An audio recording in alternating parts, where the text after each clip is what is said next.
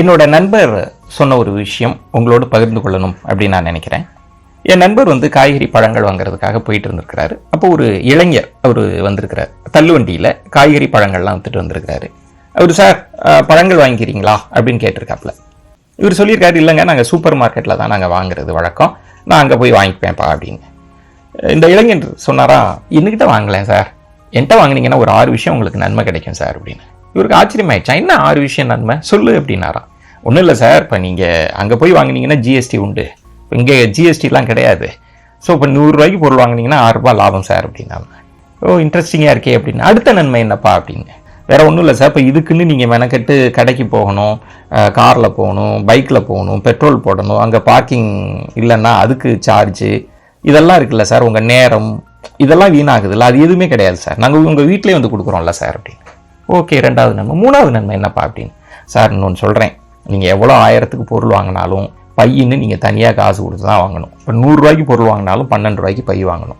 எங்கள்கிட்ட அப்படி இல்லை சார், நீங்கள் 10 ரூபாய்க்கு வாங்கினாலும் நாங்கள் ஒரு பையை போட்டு கொடுப்போம்ல, அது உங்களுக்கு லாபம் தானே அப்படின்னாராம். ஓகே ஓகேப்பா, அடுத்து என்ன லாபம் அப்படின்னு. சார் நீங்கள் சூப்பர் மார்க்கெட்லாம் போகிறீங்க, அவங்க ஆஃபர்லாம் போடுறாங்க, அது ஒரு வியாபார தந்திரம் சார். ஆனால் நீங்கள் அங்கே பேரம்லாம் பேச முடியாது, அவங்க சொல்கிற விலை தான், பேரம்லாம் பேச முடியாது. ஆனால் எங்கள்கிட்ட நீங்கள் பேரம் பேசலாம் சார், நீங்கள் பேரம் பேசி குறைக்கலாம், நாங்கள் எங்கள் லாபத்தில் எவ்வளோ முடியுமோ குறைச்சிப்போம். ஏன் தெரியுமா சார் அப்படின்னு. ஏன்பா அப்படின்னு. இது வயிற்று பொழப்பு சார், அன்றாடம் எங்களுக்கு இது வாழ்க்கை பொழப்பு, பசி சம்மந்தப்பட்டது சார், நாங்கள் லாபத்தை குறைச்சிப்போம் அப்படின்னு. அடுத்து என்னப்பா லாபம் அப்படின்னு. அவர் சொன்னாராம், ஒன்றும் இல்லை சார், அவங்கெல்லாம் ஃப்ரீசர் வச்சுருக்கிறாங்க, பதப்படுத்தி வச்சுருக்கிறாங்க, கெமிக்கல்லாம் போடுவாங்க, எங்களுக்கு அப்படி இல்லை, பக்கத்தில் இருக்கிற சந்தையில் வாங்கிட்டு வரோம், அன்னன்னைக்கு வித்தாகணும், வீட்டிலலாம் வச்சுக்க முடியாது, அழுகி போயிடும். ஸோ கெமிக்கல் பிரச்சனை, உடல் உபாதைகள் பிரச்சனை அதெல்லாம் கிடையாது சார், ஃப்ரெஷ்ஷான காய்கறி பழத்தை உங்களுக்கு கொடுத்துட்றோம் சார் அப்படின்னு. ரொம்ப ஆச்சரியமாயிடுச்சான்.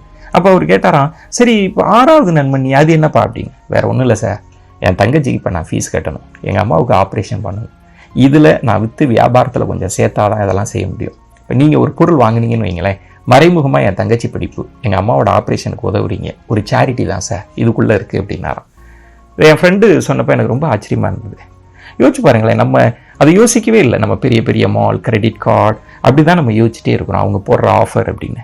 இங்கே இந்த நடபாத கடையில் ஒரு ஊனமுற்றோர், ஒரு மாற்றுத்திறனாளி, ஒரு வயசானவங்க விற்கிறாங்கல்ல, ஒரு வயசான அம்மா 90 வயசில் ஒரு 4 காய்கறியை போட்டு விற்கிதில்ல, ஒரு சுயமரியாதை, தானாக உழைச்சி சாப்பிடணுன்ற ஒரு நெருக்கடி தானே அவங்களுக்கு. நான் தான் யோசிச்சு பார்க்குறேன், நம்ம ஒரு 10 ரூபாய்க்கு வாங்கலாம், 50 ரூபாய்க்கு வாங்கலாம், அது அவங்க வாழ்க்கையில் ஒரு பெரிய மாற்றத்தை ஏற்படுத்துது, வாழ்க்கைக்கு பயன்படுத்துங்க. இதுதான் நான் யோசிக்கிறேன்.